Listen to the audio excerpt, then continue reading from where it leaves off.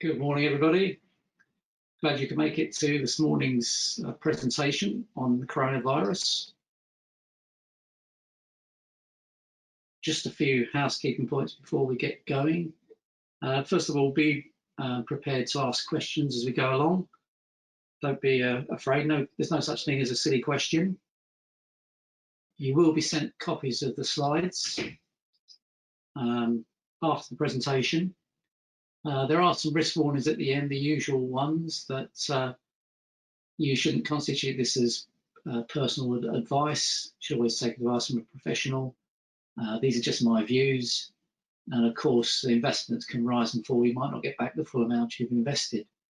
So the subject is very popular, the coronavirus. I ran a similar webinar last week to clients. So for those of you who watched it before, I have made some changes, some enhancements, added a few more slides. So let's begin. The coronavirus pandemic and its effects on your investments. What action should you take, if any, to protect your investments and to make them grow? Well, first of all, there's some interesting facts I gathered about the coronavirus. For example, there are 7 types of coronavirus. I must admit, I got confused by that, thinking coronavirus 19, thinking there'd been 19 coronaviruses, but of course that seems to relate to the year, coronavirus 19. There appear to have been 7 coronaviruses so far. 4 of them are forms of the cold. There was SARS and there was MERS, and now we've got something called the coronavirus, but they're all forms of coronavirus. And interestingly, 650,000 people worldwide die of the flu annually, although you can't really call this the flu, although it does seem to have very similar symptoms to it. There's never been a cure for a coronavirus, but I think on this occasion there may well be, because there's a huge amount of resources going into it. As we know, coronavirus mainly kills the elderly and people with pre-existing medical conditions.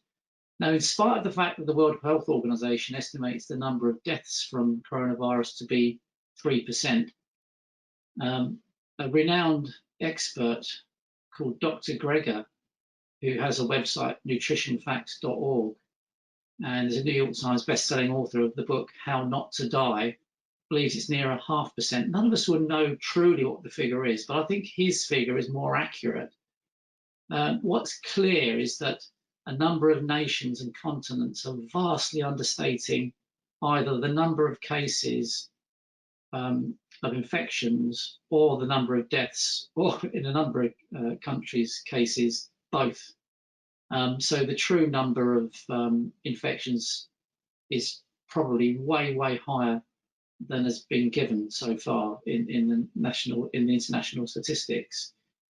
Of course, something that doesn't really make the news is that the indirect effect of lockdown is that international food aid is failing to reach Africa, which will mean that the number of deaths from starvation this year will be not 115 million as originally estimated, but more like 250 million.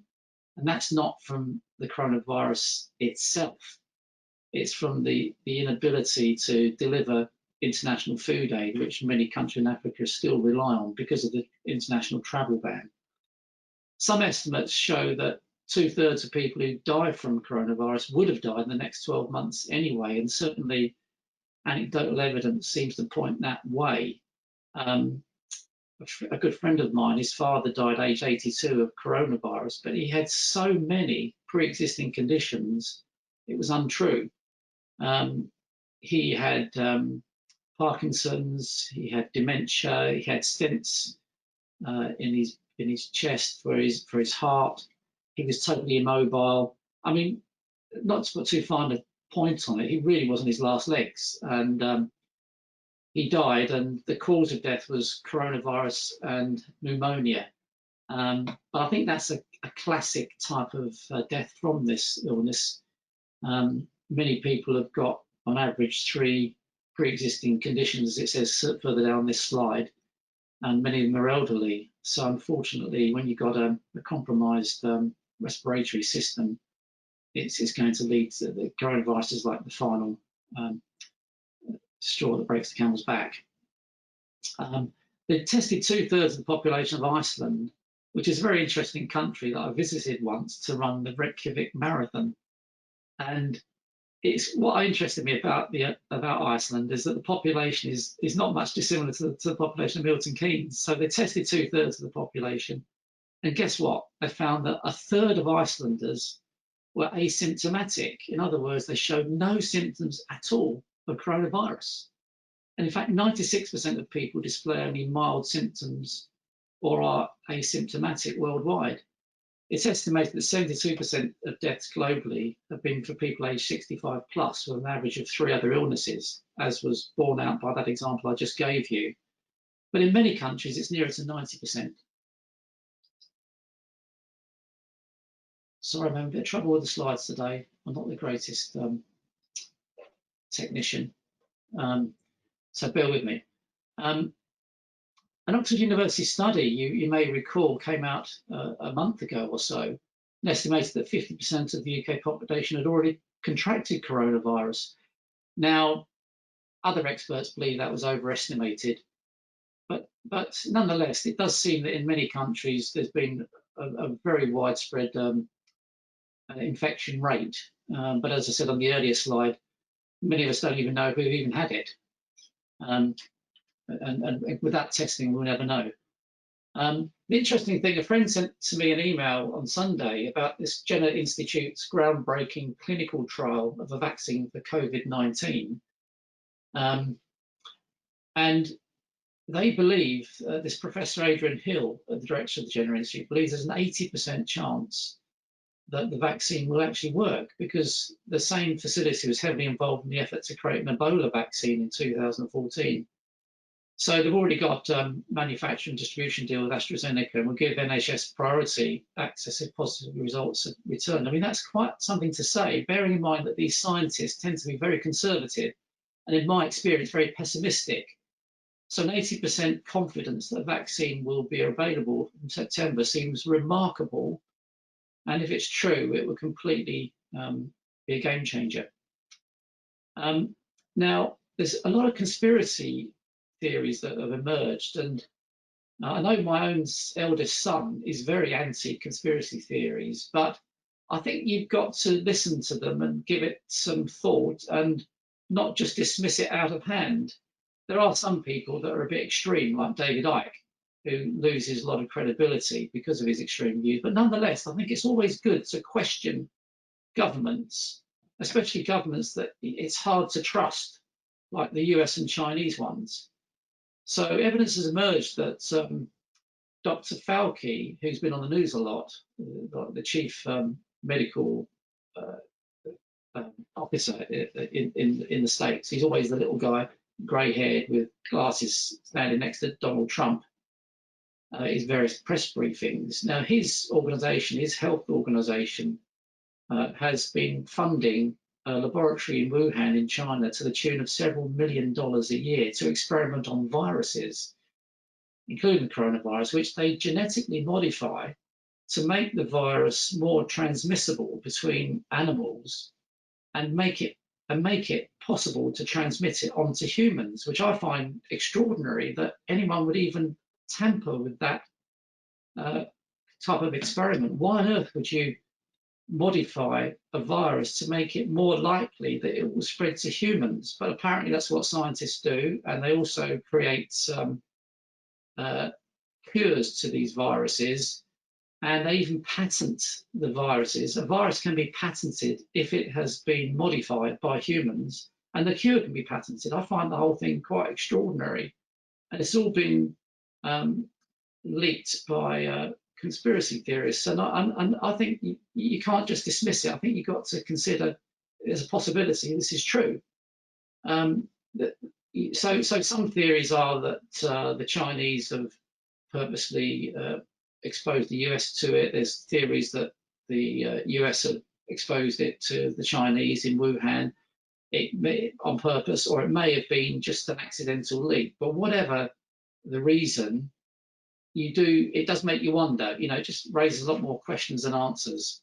But I think you just need to be open-minded about it, and I wouldn't just totally dismiss it. I think it's very healthy to question what's been going on. It seems interesting that always these viruses occur, apart from I think Ebola, they seem to always occur in China.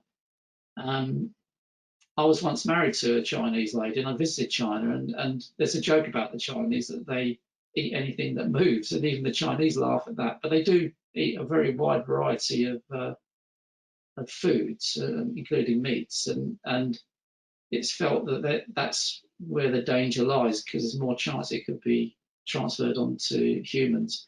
India, interestingly, sell huge amounts of bats as well as China. But the difference is they cook them first before they go onto the market. Whereas in China, they sell them on the market raw. So who knows? It may have occurred naturally. It may not have done, but it does raise a lot of question marks. I thought this slide was quite interesting. If you're not looking at this on a big screen, you're probably wondering what all these little images are. But I always think a picture tells 1,000 words, the old Chinese saying.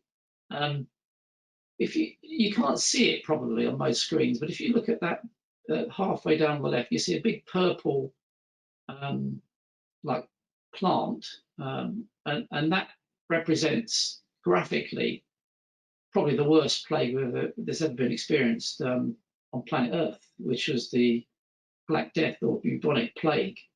And if you go to the last line, you probably can't read it, but it's a bit like being at one of these eye tests, isn't it, in opticians, if they still call them opticians. Well, you can't read it. You know, your glasses don't work anymore, or your sight without glasses doesn't work anymore. If you see that little line down, the third one from the left at the bottom, it's so tiny. That's the number of deaths from coronavirus, and it puts it into some context, doesn't it? That the bubonic plague wiped out half of the population of Europe, half, whereas coronavirus probably kills 0.5% of people that are infected by it. I think that puts it into some context. Now, this next slide is probably about a week old now, but I think it is fair to say that consensus is that we are past the worst of it now, the peak, and the number of infections and fatalities appear to be on the decrease, but you can't rule out possibility of recurrences. And of course, history bears this out because the Spanish flu, which was an awful flu that killed 50 to 100 million people between 1918 and 1920, actually lasted 2 years. And the reason for that, because it recurred twice quite severely. So there's warnings there to not finish lockdown too soon. Personally, I think that too many governments are allowing people to go back to normality too soon. I would keep it going if it was down to me, but at least 12 weeks, like Boris Johnson originally announced just under 7 weeks ago, because you don't want to incur the chance that it might recur and last for far, far longer, which would be a disaster on many levels. My stepson fondly calls me the sayings man, probably with good reason, because I do often quote some brilliant sayings from history, but I just love this one from George Wilhelm Friedrich Hegel, who has come out with many incredibly brilliant quotes. He stated, "We learn from history that we do not learn from history." And that's so, so true. Another of his quotes is, "What experience and history teaches us is that people and governments have never learned anything from history or acted on principles deduced from it." So, so true. Now, Ray Dalio, you may not be familiar with the name, but if you knew how good this man is, and you've read any of his books, I've read 3 of them now, this guy's an absolute genius.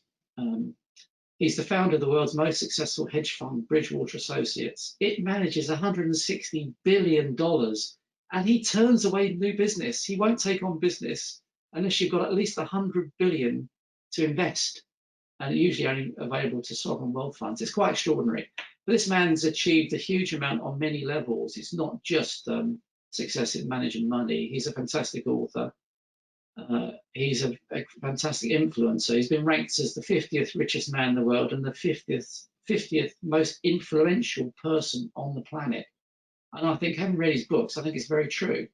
Now, Ray is quite unique in that he not only has tremendous understanding of economic cycles, which he calls big debt crises, um, which last 50 to 75 years typically, but he's also managed to weave that in with history. So he's got an understanding of economic cycles, which he calls debt cycles. But he's also got the great knowledge of history by partnering up with some incredibly knowledgeable historians. So there's a couple of books there that I think are a must-read reading for anybody who's serious about investing and seriously interested in understanding history and economics. So I can't speak highly enough of Ray, but it does kind of back up this Georg Hegel's comment about not learning from history. The one exception is Ray Dalio, and if you read that, it seems clear that what is happening is that we're moving gradually away from the US being the number one empire in the world and being overtaken by China. More of that later. And I thought this was quite an interesting slide because it shows you that in the past 50 years, every single pandemic we've had has always started with the stock market falling and ended up with it rising strongly afterwards. Now, the average return, if you look at the chart there, from the start of the pandemic till the end, there's been 8.5% increase in the value of shares, which I thought was quite interesting. A lot of us seem to have forgotten about HIV and AIDS. And I remember it being a huge topic when I was a young man. We've just forgotten about it, and yet it has killed millions and millions and millions of people over the years. But interesting, though, isn't it, though, that markets are likely to recover quite strongly if history is anything to go by.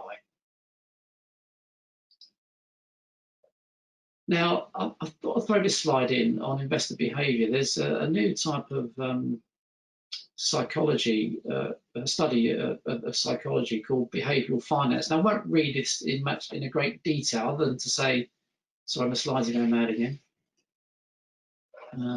Bear with me.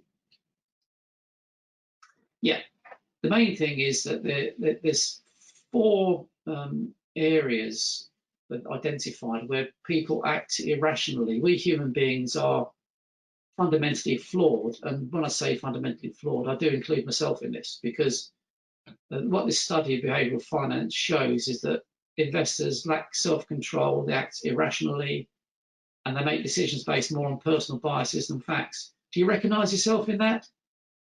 I sure bet you do, because it affects me as well, because I'm human like the rest of us. So four main areas where you get affected by this. That's mental accounting, the propensity to allocate money for specific purposes. Herd behaviour, we all know about that. Habit of people to imitate the financial behaviour of a majority, all acting like sheep. That's quite common. Anchoring, the attachment of a spending level to an easy reference, like spending more money for a popular brand of anything. And high self-rating, tendency of individuals to rank themselves higher than an average individual. I think we all suffer from these habits more than we realise. So, of course, the coronavirus pandemic has caused a lot of panic worldwide, which has led to a world stock market crash. Many people have sold shares after the prices crashed, which is an example of herd behaviour. The problem with this is that when you sell when prices have dropped to a low point, you permanently lock in that loss forever, and you will probably miss on the next upturn, which will be quite quick, and it will leave you behind. Some studies I've noticed have shown that the fear of loss of money is equivalent to the fear of death to people psychologically, which I find quite amazing. I've always thought that a bungee jump or a parachute jump is more of a fear of death than just a temporary reduction in the value of your investments through the volatility of the shares that you're invested in. Interestingly, because I've been educating my clients for many years that they should treat stock market falls as an opportunity to buy, we've found that we've had many clients taking this opportunity to invest over the last few weeks. I'm very proud of that, and they will be very pleased in a few years' time once we get the recovery. I'll explain that in a bit more detail in further slides. So, yeah, just to finish off, excuse me, but this, for some reason, the slides are they're just simply moving without me even touching the screen. So apologies for that. So this is quite an interesting bull and bear market typical scenario. There are these phases that repeat themselves again and again and again, which is why it is important to learn something from history. So without going into huge detail, the main thing you can see is when there's a lot of confidence at the start, prices rise slowly, then they start to rise high, and there's huge enthusiasm till you get to the top, which we reached, I'd say, back in February when the S&P 500 US stock market reached a record high after a very long bull market, share prices rising for more than 10 years, the longest bull market in history. Now, I would argue that if you look at if I train this mouse to work, apologies for that again, I won't do that again. If you look at the top of the slide, new paradigm, you'll see where we got to in February. Then there's typically a bull trap, which arguably we were in March. I'd say we're probably near the return to normal. Now, we could be about to slide off the cliff, but of course, none of us really know. This is just a classic shape of a bull and bear market. Bull when prices are rising, bear when prices are falling. I'm not saying this will definitely happen this time, but more often than not, this tends to be the trend. And particularly the US share market is way, way overvalued. And the correction was long overdue.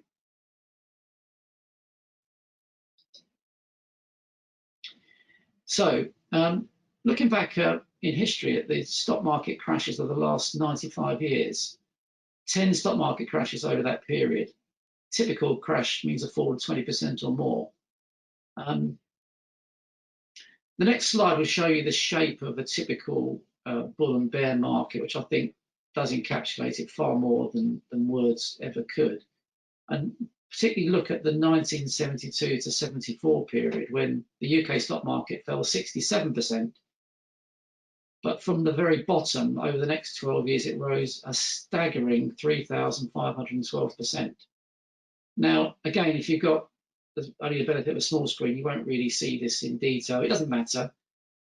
I do find it quite interesting, this slide, because my first observation was they look like purple icebergs, and with the greyed out ones below. Now, above the line where you've got the big purple shapes, that shows you how much shares rise during a bull market, and you'll see compared to the small grey below the line shapes, like the upside down icebergs, if you like, you'll see that a bear market when share prices falls lasts for a lot shorter period, and it's not as long, is it? So in other words, share price falls tend to last for less time and are less severe.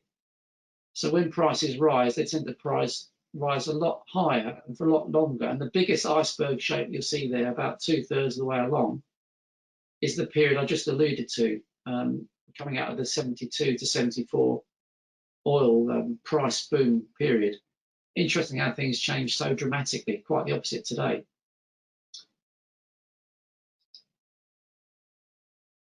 So I'd estimate over the last 6 weeks, world stock markets have fallen probably about 20%. When I wrote this slide the other day, I said 20 to 25%, been a small increase since then of the US stock market. Our own clients have experienced falls typically about 10% over the same time period. And that's because we diversify their investments across a range of what we call assets. And the four main assets are shares, property, bonds, and cash. The recent fall in base rates from 0.75% to 0.1% has had a very good effect on the price of bonds, which are government stocks and corporate bonds, because they've increased in value. And that's partly the explanation why our clients haven't experienced anywhere near as bad a fall as has been experienced by people invested 100% into shares. As alluded to earlier, I showed you the typical bull and bear market. Will share prices fall any further? Probably. You can't say anything more than that. Nobody knows with a crystal ball what's going to happen next. but I think there's a more than likely chance that there will be a further fall, unless, of course, there's a much earlier cure to coronavirus, or the ending of lockdown produces much more positive results. They could both create quite a boom, I believe. So this is a typical classic bear market shape. There's three legs to it. They call it A, B, C. A is the first leg, big fall, which we had in February, which I alluded to earlier. B is the rally, and then C is the next leg down, where it tests new low levels. Now, it's never like that 100%, and it doesn't always happen, as I said, but it happens more often than not. And sometimes the rally can last for several years. Who knows? This rally might last for 2 or 3 years, but I do think eventually it's going to be a sharp fall, particularly in the US.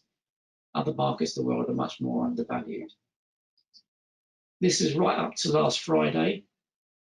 If you look at the textbook ABC correction on the left, and on the right is the actual movement of shares during this ABC period, and we're just guessing that it could go down that dotted line on the right.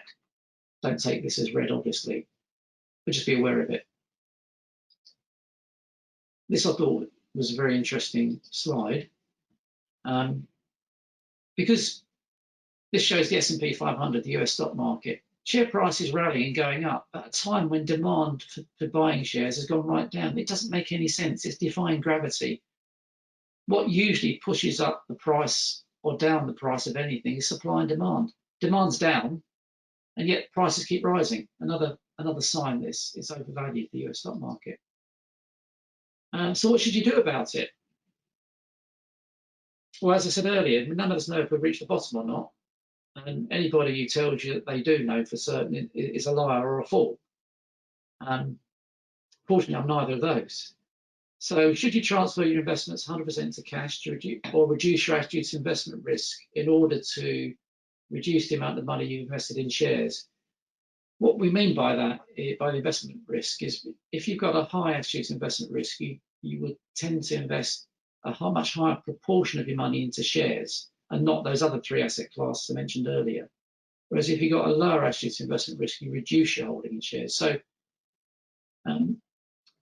what I thought I'd do is give you some guidance in what I would do if I were you, if I was a cautious, medium or high risk investor. If you're a cautious investor, you're probably not inclined to do anything other than perhaps become even more cautious. We would advise you just to simply sit tight, do nothing, don't change anything.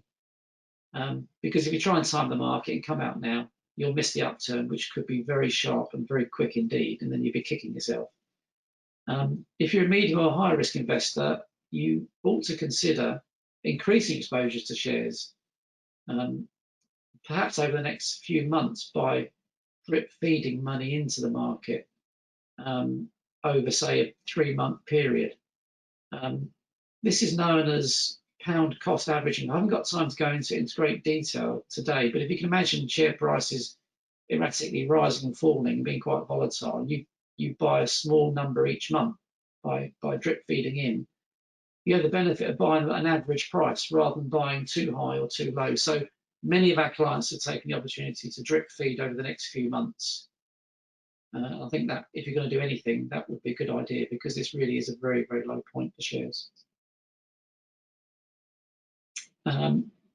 So I've come up with a few ideas which won't apply to everybody watching this, because some of the ideas I've actually incorporated myself, because some of them really relate more to perhaps a more experienced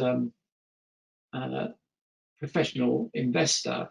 But nonetheless, there are lessons we can use from this, and some of the ideas I have here would apply to any ordinary investor. So gold is very much a safe haven during uncertain times when there's world crises like this. Current price is hovering around $1,700 an ounce.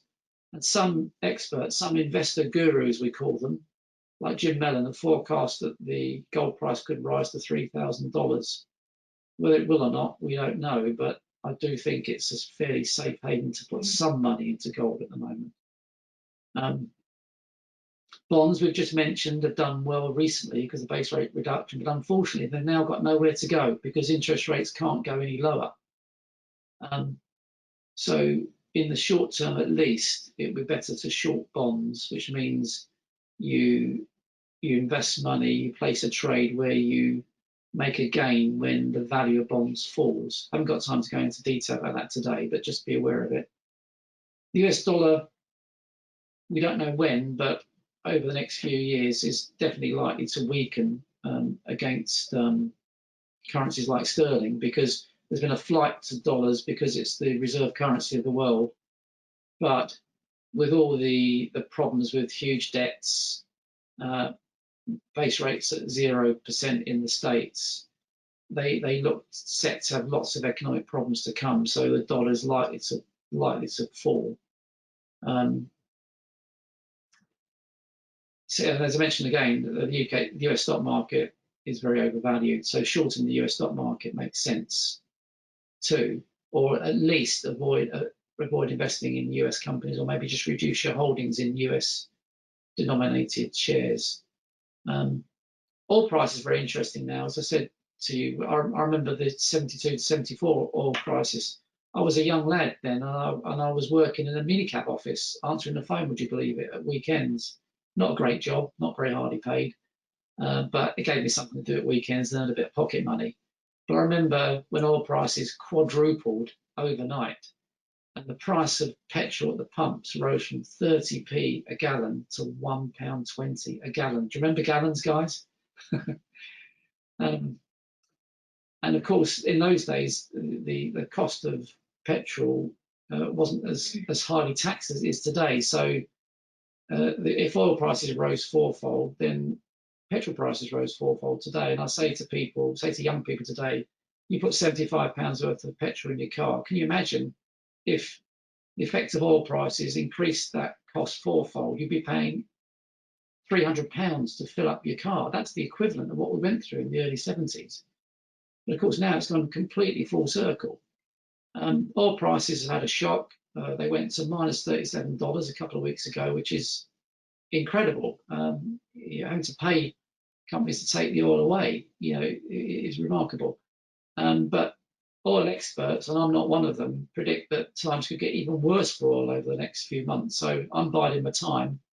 But at some stage, I'll probably short oil because it seems inevitable it's going to go down again, the price. It's such a huge oversupply of oil.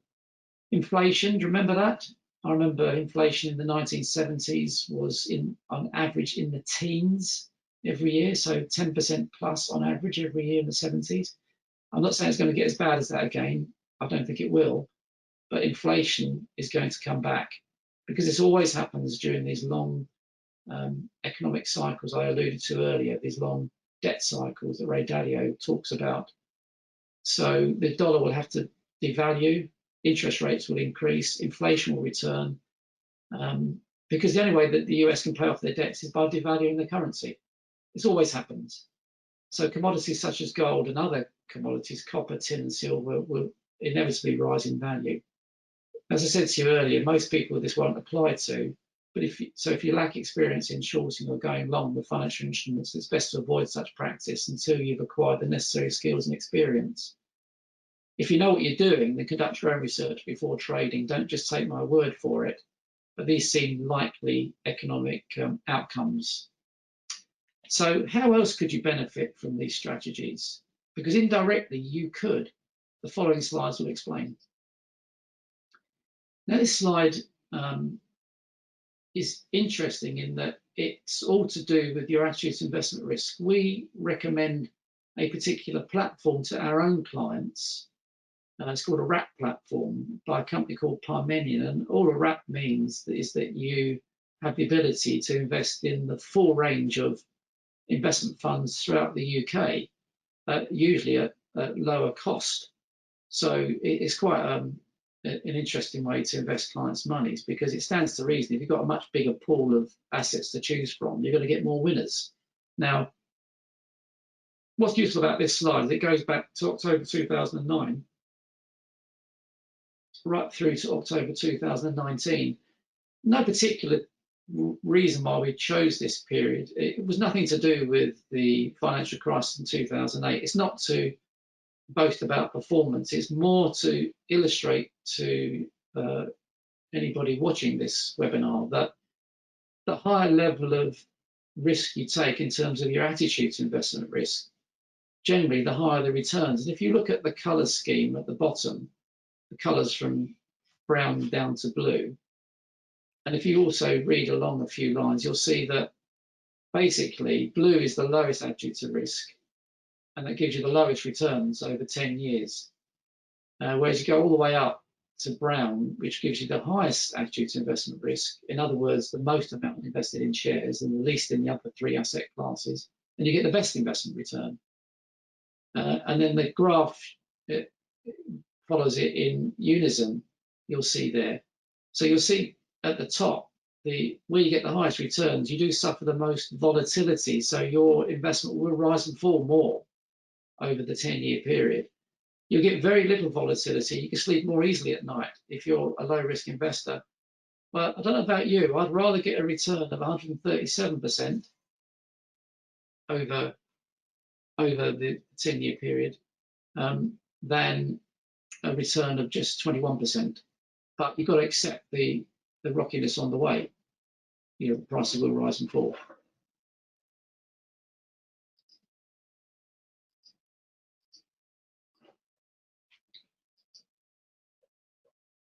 Slides playing up again, I'm afraid, guys.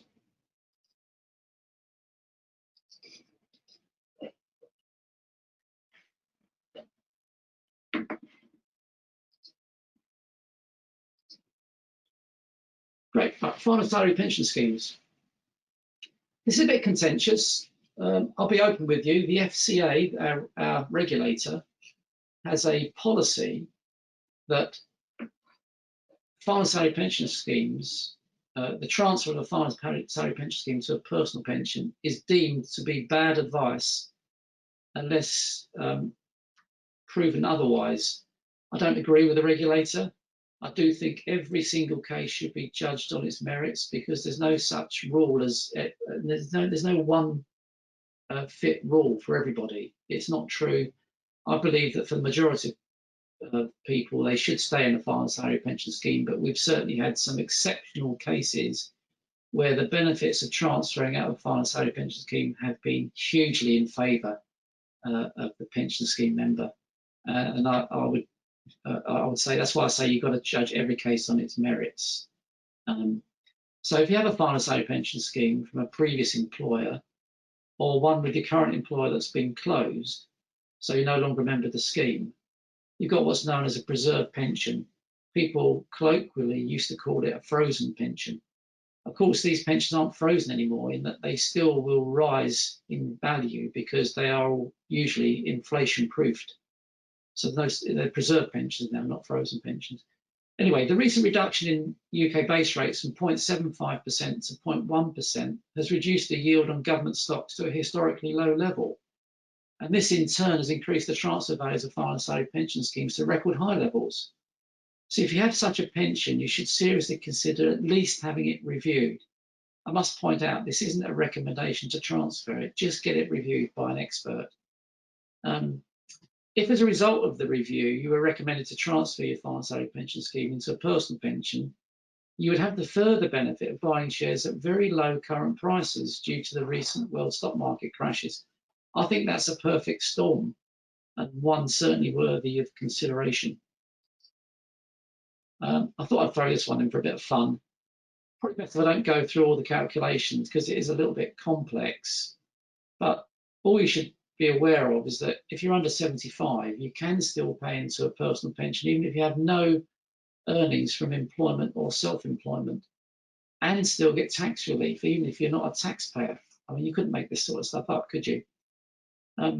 So you could pay up to £2,880 into a personal pension. The government will happily give you £720 on top of that, which is your basic rate tax relief, which means that effectively you've made an investment return of 25% immediately by investing £2,880. Anyway, this is just like a simple little example based on share prices typically haven't fallen 20%. They may fall another 20%, who knows? But if they did, you'd effectively be buying shares today at a 40% discount. 20% plus 20% is 40%.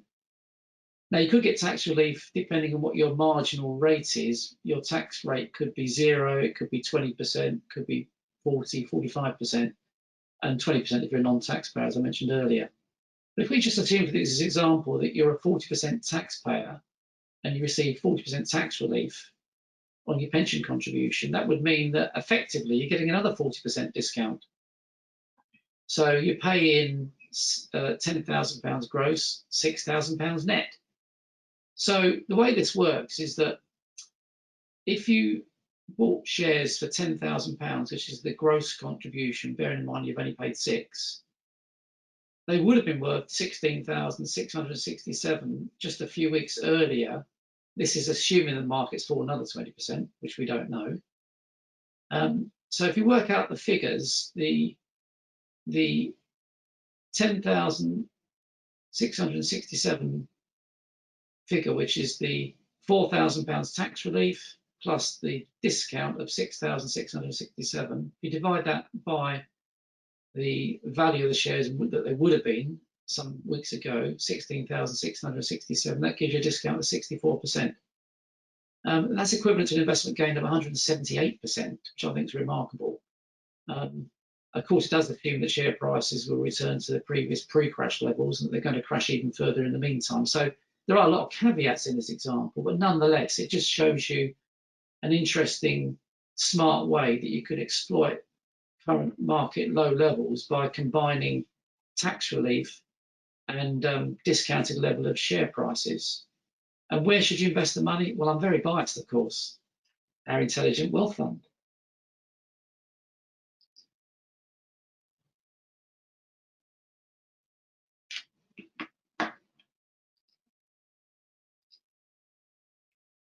So, latest news on the fund.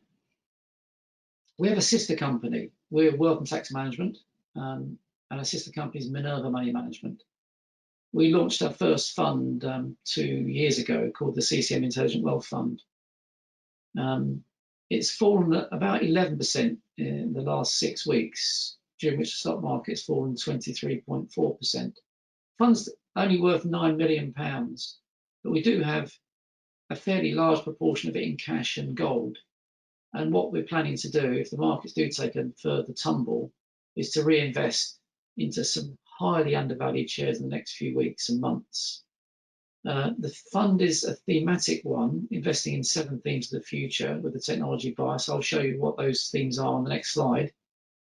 It's jam-packed full of high-quality undervalued shares. It's an international equities fund with an increasing amount of money being disinvested from overvalued US equities and reinvested into UK, Japanese, Chinese, and emerging markets, which offer far greater value for money.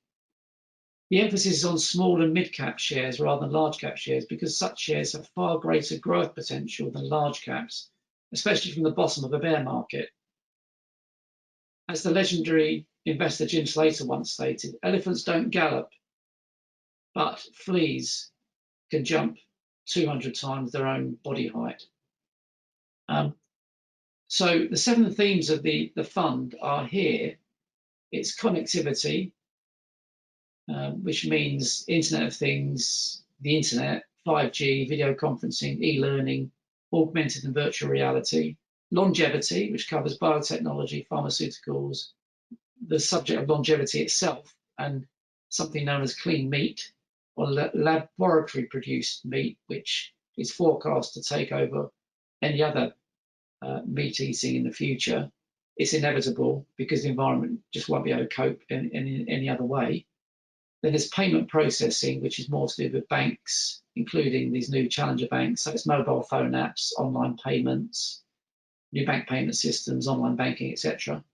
And transportation, mainly it's electric vehicles. There's a new concept of amazingly fast trains called Hyperloop, and also drones, etc. And then automation, robotics, 3D printing, artificial intelligence, renewable energy, and publishing, for example, Google, ebooks, that kind of thing. So we have to give you these risk warnings.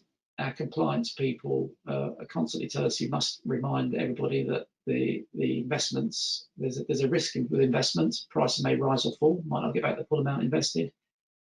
You shouldn't take any of these slides and this commentary of mine as personal advice. Clearly, you need to take advice from a professional. It's just my opinion. And these are our contact details for any of you who aren't clients and would like to get in touch with us. If you're too shy to ask questions today, that's fine. You may think of some questions afterwards. As I said to you at the outset, we will be sending you the slides afterwards. I hope you enjoyed the show. Bye for now.